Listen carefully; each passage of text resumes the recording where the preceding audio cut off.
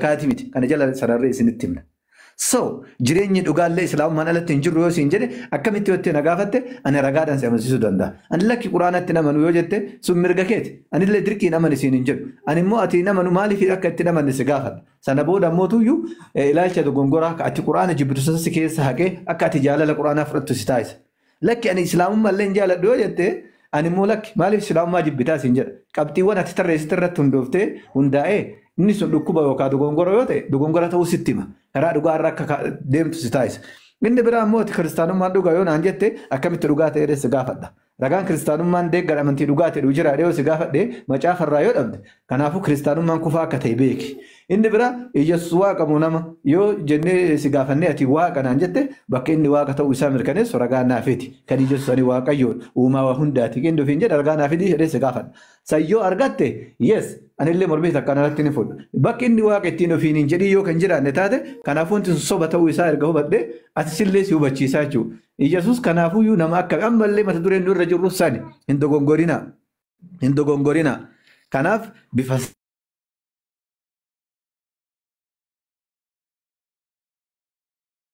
xiqqeessin osoo waliin arrabsin ragaadhaan osoo dhakaa walitti fudhatin kan beekumsa qabu lakkee kitaabni akkana jedhee hin beekaadha. Kan beekumsa hin qabne immoo barachuudha. Osoo hin baranne namni waan dubbatu tokko illee hin jiru. Sababbiin isaa beekumsi waan addunyaan irratti walii galte haasawaa fi gochaan dura yookaan raawwiin dura wanti namarraa barbaachisu barumsa barachuudhaa jedhan. Baratanii dhufuudha. Jijjiiramanii of qopheessanii dhufuudha jechuudha. Falmiin seenuun duratti. Kanaaf kan hundaayyuu addaan baafadha akkasitti deema. Boleewwan keenya kana irratti hundaa'uudhaan deemutti jiran. Namni tokko dhakaadhaan kan deemu hin jiru. Daandii irratti illee gaaffii dhugaati. Inshaallah kanaaf akkasitti obboleewwan keenya kan kiristaanaa as keessa jirtan mata duree ammaa tanarratti haasa'utti irratti turre sana namni asiin nu wajjin gaaffii isin gaafanne kana deebisuu barbaadu yoo jiraatu. Kennaan dhufee jira. Kennaan isin dhufee jira. Kennaa wajjin itti fufaa Ustaaz Xaahir. Ayyee. Haalaan gaarii. Kennaa. Nagaan isiniif haa baay'atu hundumaa keessaniif. Nageenyi anaafis sillee fi isaa baay'atu obboleettii ta'e akkam jirta nagaa? Ameen ameen isiniif illee baay'atu akkam isin nagaa keessanii? Nagaadha galata rabbii fi galanni haa ga'u. Hayyee baga jiraattani. Waliinuu baga jiraanne. Hayyee. Waan dhagaasaa ture argiteemi? Dhaga'aan ture dhaggeeffachaan ture taa'eeni. Hayyee. Obboleettii keenya hawwiin uftee. Hayyee. Gaaffii isin gaafattanii Waaqayyoo fi Yesuusoo maaf lamaan isa waaqessituudha miti? Gaaffiin keessa. Gaafficha irra sii deebi'a. Gaafficha akka jedhu Waaqayyoon abbaa yoo waaqa tokkocha ta'e ilmi hoo maal taha? Yoo ilmi Waaqayyoon ta'e Waaqayyoon abbaa hoo maal tahaadha gaafficha? Hayyee. Abbaa fi ilmi fakkeenyaaf isintu abbaa fi ilma jettan malee isaan tokko. Ayyee abbaa fi isaan lachuu tokko. Nuti fakkeenyaaf lama jenna malee isaan tokko. Yesuus Kiristoos isaan tokko. Abbaa fi ilmi tokko. Abbaa fi ilmi tokko jette. Eeyyanoo. Asirratti deebi'atti deebistee wajjin walii galla. Ani kasi gaafa asirratti ammoo abbaa fi ilmi tokko gaafa jettu atii fi abbaan kee tokko jechuudha. Akkasiimi? Atii fi abbaan kee tokko ta'uu dandeessanii? Amma waa'ee abbaa isa foonii miti amma. For example, lakki inni illee abbaa foonii ta'uu fi ka foonii ta'uu dhabu booda irratti dhufne. Atii fi abbaan kan kee walirratti tokko taatammoo. Ati maqaan kee fakkeenyaaf kennaadha. Maqaan abbaa keetii eenyuun fakkeenyaaf. Achirratti nu gurgurina fakkeenyaaf anaaf watti fidaa yoo ta'in amma. Lakki akkasii fi miti. Mee gaaffii masi gaafatte kan akkasumatti naaf ati kennaadha. Kennaan abbaan eenyuun ni kennaa fakkeenyaaf. Abbaan komo. Maqaan abbaa keetii. Lakki maqaan abbaa keetii. Abbaa safuuni moo abbaa Lakki abba makan kee jedha abbaa kee abba makan kee. Abbaa foonii moo abbaa hafuuraa? Ani abbaa hafuuraa siin hin jenne hafuura ta'ee ka biraa ta'ee foon ta'ee abba makan kee kaatirraa uumamti si gaafachaa jira. Ani uumaa kan na uume waaqadha. Dakki abbaan irraa dhalatte ka abbaan irraa dhalatte ka abbaa kee ka rabbi irraa si uume jechuudha. Abbaan malee si uumne bar. Abbaan irraan si uume mi? Abbaa kee ka irraa uumamte san naa himii siin jedhe. Fakkeenyaaf maqaan kiyya taa'e. abbaa foonii nagaa gattiriisi. Hayyee ishee abbaa foonii san naa hime. Abbaan irra ladheemu maaliif ta'e maaliif hanga dubbadhaa yoo abbaan irra ladhe. Fakkeenyaaf ishee. Ani Taahir nama tokko. Ani nama tokko abbaan kiyya galatu. Taahir eda'uu galatu qixxee ta'a tokko. Ni amantaa jecha kan. Taahirii fi galata tokko jettee ni amantaa fakkeenyaaf. Tokko jettee ni amantuumi? Lama jettee amantaa. Lama jettee amantaa. Abbaa foonii fi waaqa maaltu fideen gaaffiin qaba achirratti. Abbaa fi waaqa? Abbaa fi foon maali jettee si?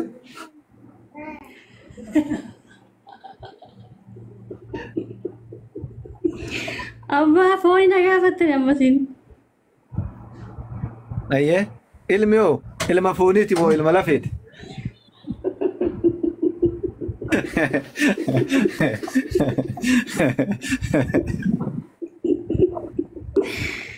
Abbaan ilma maaliiti kennaa? Ilmi ilma maaliiti? Ilma fooniitiimi? Ilma eenyu? Ilmi Yesuus ilma fooniiti moo foonii miti? Yesuus. Nama fooniiti moo nama fooniiti miti? Yesuus kan dhalate kan biyya lafaa dhufe foon uffatee gara biyya lafaa dhufe malee nama miti. Abbaanoo maal uffatee dhufe? Yesuus ilmi foon uffatee yoo dhufe abbaanoo maal uffatee dhufe? Abbaan Yesuusoo maal uffatee dhufe? Nagaan tura nagaan naa ulaa galatooma. Kennaa Rabbi siif haa kennu mee faachuun bu'ii ka gaaffii tana deebisi. Gaaffiinti keessanii mataa isaa fi miila isaa yoo hin qabu asirraan hin kuufaa yoo asiin qabu asirraan hin kuufaa gaaffiinti keessan naa galu deemu. Ila barwaan siin jedhe irra sii deebi'a ishee. Irra sii deebi'a. Yoo lubni isaanii si galuu dhiyaane soofistas. Waan siin jedhe yoo ilmi waaqa foonii ta'e waaqayyoon waaqa maalii ta'a siin jedhe. Amma dhaggeeffadha Yesuusii fi waaqayyoon adda baastan miti isaan tokko isaan lachuu tokko isin fakkeenyaaf lama jettan lama miti isaan tokko jennee waaqessinaa jirra nuti tokko jennee. Ayyee ka jalqabaa himuu sodaatte waaqessuus hin gaafanne ani. Yesuus waaqa foonii yoo ta'e waaqayyoon abbaa hoo maal ta'a siin jedhe. Waaqa maalii ta'a? Waaqa fooniiti moo? Waaqa lafeeti moo? Waaqa hafuuraati moo? Waaqa maalii ta'a? Waaqni abbaa. Waaqayyoon abbaa. Abbaan Yesuus maal ta'a? Maal ta'a? Yesuus waaqa foonii yoo ta'e waaqayyo waaqa maal ta'a? Kolfaatuma deebisi abshir. Galatooma gaaffii keessaniif. Imanaa deebisi sodaatii waa takka yaade. Takka rakkoon hin jiru sinqiin ku'an. Maalin sodaadhu cinqiin hin jiru cinqiin hin jiru. Cinqiilleen hin jiru ciqiilleen nu bira hin jiru hayyee deebisi kaa. Maalan deebisaree? Irra sii deebuu gaaffii cammallee. Irra deebi'a. Ilmi waaqa fooniitiin aan jette. Waaqa fooniitiin aan jette. Ilmi waaqa fooniitiin aan hin jenne. Ilmi ama abbaan tokko isaan lachuu tokko hin jedhee malee abbaa foonii hin jenne amma isin dhaggeeffadhaa sitti. Waaqayyo foon uffatee dhufeette. Ila hin dogongoriin kaa. Waaqayyo foon uffatee dhufee jette. Isumatu foon uffatee dhufe suni. Ka foon uffatee dhufe suni eenyunni. Dhaggeeffadha wangeela Yohaannis boqonnaa tokko raaqaa dubbifadha macaafa qulqulluu qabdu yoo ta'e warroonni qabdan. Kennaa ila bargaafficha kiyya salphaadha. Barkaa siin jedhaa jiru. Amma dhaggeeffadha gaafficha keessanii deebisaan jira waan ta'eedhaaf. Aqaasii wangeela Yohaannis boqonnaa tokko raaqaa dubbisaa. Boqonnaan tokko lakkoofsi tokkos wanti inni jedhu waa'ee fooniin dubbatu bar waa'ee sagalee dubbata. Maarree sagal isin biti sin gaafachuu barbaada agaa dubbifadhaa inni isinii deebisa. Hayyee kun waaqayyo ilmaa fi waaqayyo abbaan dubbatu kaasitti. Dubbisaa qaatisin. Barsii dubbisaa jira jalqabaaf sagalee ture. Jalqabaa fi galatoo ture. Jalqabaa fi galatoo ture. Galatoon immoo xaahiriin bira ture. Xaahir galatoon ture jedha. Xaahirii fi galatoo tokko jechuudha. Maaliif adda baastarreeshi? Aha. Anaaf abbaan kiyya tokkoo miti malee garagar. Tokko ta'uu hin dandeenye. Anaaf abbaan kiyya tokko. Galatooma baqa. Sinii deebi'eera. Galatooma. Ulfaadhaa. Kenna. Oo. Mee rabbi si haa kennuuti. Isin isaa kennu. Eebbifamaa dhuma keessanii eebbifamaa. Mee akkamitti ilmi fi abbaan tokko ta'e mee tanuma naa himee deebisu. Tokko ta'e macaafa qulqulluu dubbisaa.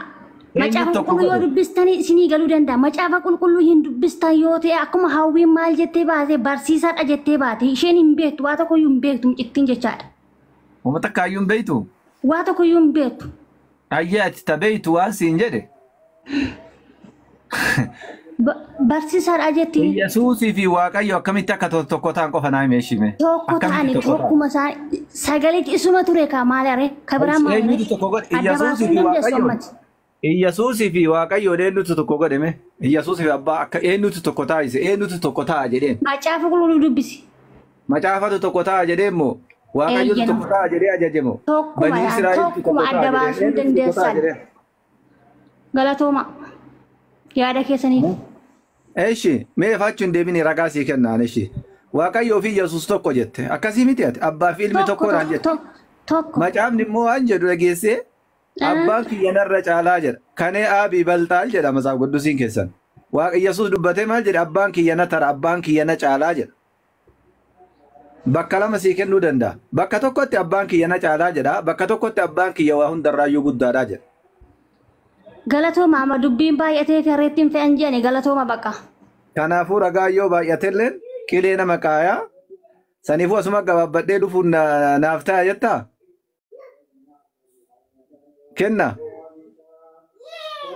Kenna. Kunoo Waaqayyo na tara jedhee Yesuus akkamitti Waaqayyoo fi Yesuus tokko jettaan? Kenna. Hin deemtee? Ustaad amma aikiidha qabattee bara. Adeebiin hin jiru yaaboo silaa osoo akkuma jara kan akkana naannarraa gootan kanatti silaa osoo warra allaa moojuutiin bilaa makaan jiru kanallee silaa boo akkanatti naa qabdanii. Warra bakka hin qabne akkasii haasaa turuma. Warra bakka hin qabne hoggan jedhaa turuma. Itti baay'ee. Akkasi. Eeyyee kiristaana irraa namni biraa jiraa? Kenna amma qabatte kenna. Kennaan inshallah. Yoo dhagaa jiraatte kenna maal akkamitti tokko ta'u Waaqayyoon ani namaa miti jedhe Yesuus immoo ani namaa jedhe. Fakkeenyaaf Waaqayyoon Hosiyyaa Raajichaa boqonnaa 11 lakkoofsa 9 irratti ani Waaqayyoodha malee namaa miti jedhe.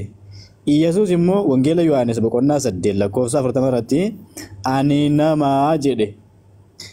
Kanaafuu isa ani namaa miti jedhee fi isa ani nama jedhu akkamitti ati tokko jettaan? Mee kana deebisee maayikii baniiti. Kennaan nagaama. Waaqayyoon ani Waaqayyoodha malee namaa miti jedhe. Ani Rabbi malee namaa miti jedha. Si gala? Yesuus immoo ani namaa jedha. Tole? Isa ani Rabbi jedhuu fi isa ani nama jedhu akkamitti ati tokko jetta obboleetti kiyya. Sanuyyuu immoo inni nu himee jira akkuma amma Ustaaz Xaahir dubbatanii Wangeela Yohaannis boqonnaa 14 lakkoofsa 28 irratti abbaan na caalaa jedhe. Wangeela Yohaannis boqonnaa 10 lakkoofsa 29 irratti immoo abbaan kiyya waan hundumaa irra guddaadha jedhee jira. Ati immoo akkamitti lakki Waaqayyooniif Yesuus tokko nuun jetta obboleetti. Incallifte maayikii miyuutu godhattee jirti. Ta'awila gooteensaa Ustaaz Khalid ta'awila gooteensaa jarnis akkuma jaraatti ta'awila walirraa fudhatanii mazaabni jaraa beektaa tokkuma. Bare wal fakkaatti bara bakka itti wal fakkaatti bare amma fakkeenyaaf jarri kun Waaqayyoon bakkuma hundatti argama achi jiraan isaan beekamu jarri kun bakka kanatti wal fakkaatti bara achi jira as jiraan isaan beekamu Waaqayyoon jedhu. Jarri kiristaanaa kun jechuudha. Akkuma amma jarri kaan Allahumma wujuudun bilaa maqaan jiran kana. Jarri kun illee waaqayyo hedduma hundee jira bakkuma hundee jira jedhu bakka yoo mana fincaanii ta'e illee heddee hunda subhaanallah rabbiin xiqqeessanii bakkuma hundee jira jedhu. Garuu macaafni isaanii akkasiin jedhu macaafni isaanii waaqayyoon waan hundumaa gararraa jira jedha. Waan hundumaa gararraa jira jedha. Manneen harka namootaatiin ijaaraman keessa hin jiraatu jedha. Nama wajjin lafarra hin jiraatu jedha macaafni isaanii. Akkasumas immoo teessoo akka qabullee inni haasa'a macaafni isaanii. Walii galatti akka macaafa isaaniitti garuu hin deeman malee ta'awwiila godhu kana. Irraa waan biraatti jijjiiru. Hafuuraan malee siin galuu jedhu ofii jiraatii immoo waaqayyoon kun akkasii hafuuraa jedhu. Kanaafuu bakkuma hunda jira bakkuma hunda jedhu bakka yaanne. Maal akkamitti waaqayyoon bakka hunda jira? Eesha shantii beetee keessa illee jira? Subhaanallah. Yoo jedhan jedhu hin saalfatanu bar. Sabboontu ayyee ustaas bakka waaqaa kanatti wanna jaafinatti ajaa'ibate keessaa fakkeenyaaf isaa yeroo wal fuudhan ilmoon garatti isaanii yookaan ilmoo godhatanii ilmoo sanii Yesuustu uumamoo moo waaqoma abbaa Yesuus kana baanammoo kammeedha bakka tana nu adda baasame erga waaqni eegee Yesuus waaqa ta'e ilmoo isaan harmoo hoosifatan kan hooqaa'u tolfa garaa qabdu tana eenyutu uume Yesuustu uume moo waaqaatitti uume yookiin abbaatu uume bakka tana adda baasa yoo Yesuus ilmoo san uumuu danda'e waaqa yookiin bakka tana adda nu baasame. Injiru deebiin kana irratti injiru namni Yesuus uumaadha jedhu afaaniin garuu ragaan hin jiru macaafa keessatti Yesuus waa uumuu danda'a uumaadha kan jedhu bakka tokko illee hin jiru macaafa keessa hin jiru inni illee an takkaa waa uumeen beekaa hin jenne macaafa keessatti nama dhiisitii bookeeyyuu uumeen beekaa hin jenne inni takkaa dubbatee hin beeku waan kana afaan isaatii bahee hin beeku waanuma isaan jedhan malee isaan Yesuus uumaadha. Uumaa keenya nu uumee jedhu afaan isaaniitiin jechuudha. Garuu macaafa irra hin jiru. Macaafa isaanii wangeelatti amanan kanarra hin jiru jechuudha.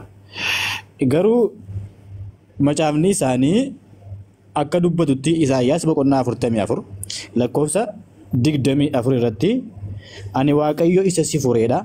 Isuma gadaamessa haadhaa keetii keessatti si tolcheedha. Ani isa bantii waaqaa fi lafaa diriirseedha. Yemmus eenyutu ana waliin ture jedha. Kophaa kiyyan diriirsee jedha. Bantii waaqaa jechuun samiidha. Bantii waaqaa jechuun samiidha. Bantii lafaa jechuun immoo ardiidha. Bantii waaqaatii fi bantii lafaa kophaa kiyyan diriirsee yemmus eenyutu ana waliin ture jedha waaqayyoon jechuudha. Eenyu rabbiin jechuudha. Kana keessatti deebiin gaafii keessanii hundumtuu waan jiruuf isiniif hin dubbisaa na dhaggeeffadha. Nu dubbistaa qo'ee kan jalqaba gaafii keenya si gaafannaa maal taate ta'a? Dinqamimmee. Dhaggeeffadhu gaafii keenya ishii tole. Waaqayyo abbaan kophaa isaatti waaqayyo of danda'aadha moo of danda'a miti? Of danda'aadha. Eeshi ilmi kophaa isaatti waaqayyo of danda'aadha moo of danda'a miti? Ilmis abbaanis tokkumadha. Isaan waaqayyoodha. Abbaanis kophaatti moo of danda'a miti? Hirkataadha? Abbaanis ilmis tokkumadha. Tokko miti miti gaafiin kan kophaa isaatti waaqayyo of danda'a yookaan immoo waaqa jedhamee waamamuu danda'a moo hirkataadha waaqa ilmi? Hirkataa waaqayyo abbaatti hirkatee jiraata moo kophaatti waaqayyo of danda'a jedhamee waama? Waaqni lama hin jiru waaqni tokkumadha. Kanaafuu ilmi waaqa miti jechuudha. Ilmi waaqadha. Kanaafuu akkamitti tokkotti argaa abbaan waaqame? Ragaan irraan barbaaddu ati ragaa siif hin baasa. Ammallee ragaa biraan geenye qo'ee qabsi ayyaantu qabsi. Abbaan kophaa isaatti waaqayyoodha naan jettee jirta. Abbaan waaqayyoo akka ta'e arginee jirra. Tole amma ilmillee waaqaa naan jette. Kophaa isaatti waaqayyoo of danda'aadha moo of danda'a miti? Ilmi of danda'aadha? Waaqayyoo of danda'aadha moo hirkataadha? Hirkataan maal? Hirkataa jechuun kan ofii isaatii of danda'ee hin jiraanne kan waaqayyootti hirkatee Kan ofii isaatii kophaatti waa gochuu hin dandeenye waaqayyotti hirkatee waa gargaarsa waaqayyootiin kan jiraatu jechuudha hirkataa jechuun. Immoo ofii isaatii of dandahee waaqayyo jedhamee waa uumuu danda'a. Ilaamee